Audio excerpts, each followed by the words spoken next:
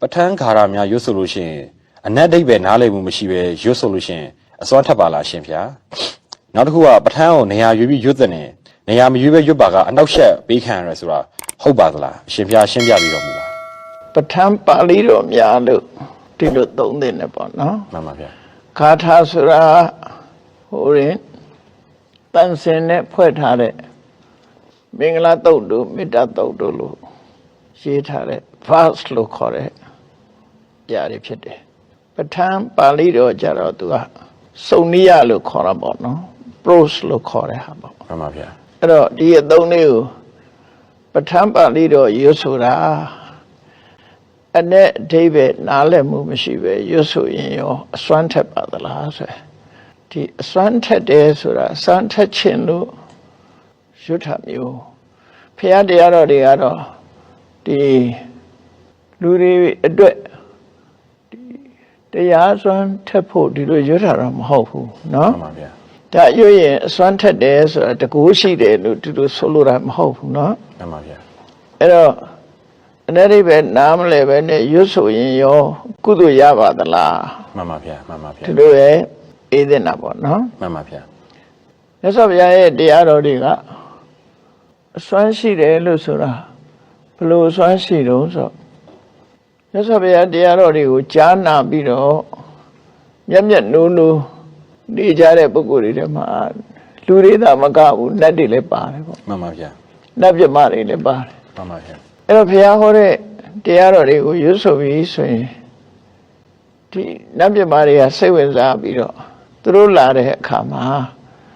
တခြားမကောင်းဆိုးဝါးတွေက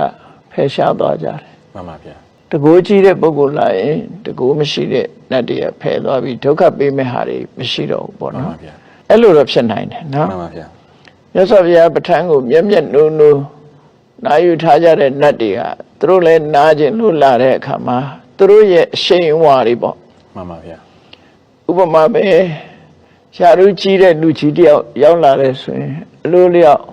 ဒီသူ့ရဲ့အရှိန်အဝါဆိုတာရှိတယ်ပေါ့နော်မှန်ပါဗျာအဲ့ဒီလိုအရှိန်အဝါမျိုး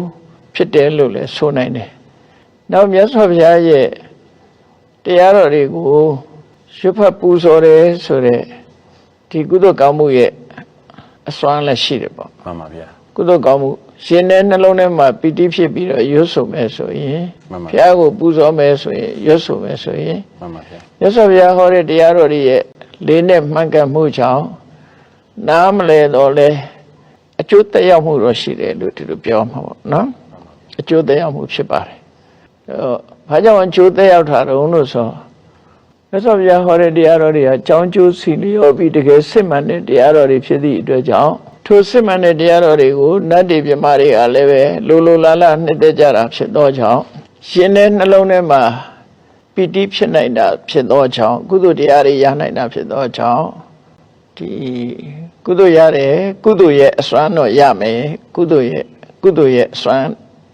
ကုသိုလ်ရဲ့ကောင်းကျိုးချမ်းသာပေးနိုင်တဲ့အစွမ်းတတ္တိတော့ရှိတယ်လို့ဒီလိုပဲမှတ်တဲ့တယ်ပေါ့နော်မှန်ပါဗျာပဋ္ဌာန်းကိုနေရာရွေးပြီးရွတ်တဲ့နေရာမရွေးရွတ်မိပါကအနှောက်အယှက်ပေးခံရတယ်ဆိုတာဟုတ်ပါသလားတချို့ပြောကြဆိုကြတာတွေကိုဘုံဘုံလည်းကြားဘူးပါတယ်ကြားရတယ်ပေါ့မှန်ပါဗျာဒါဖြစ်နိုင်တာတခုကတော့ဒီလိုပေါ့ပဋ္ဌာန်းတရားတော်တွေကိုဆန့်ကျင်တဲ့ဘုရားတရားကိုမကြည်ညိုတဲ့ပုဂ္ဂိုလ်တွေနေရာမှာရွတ်တယ်ဆိုပါစို့မှန်ပါဗျာဒီ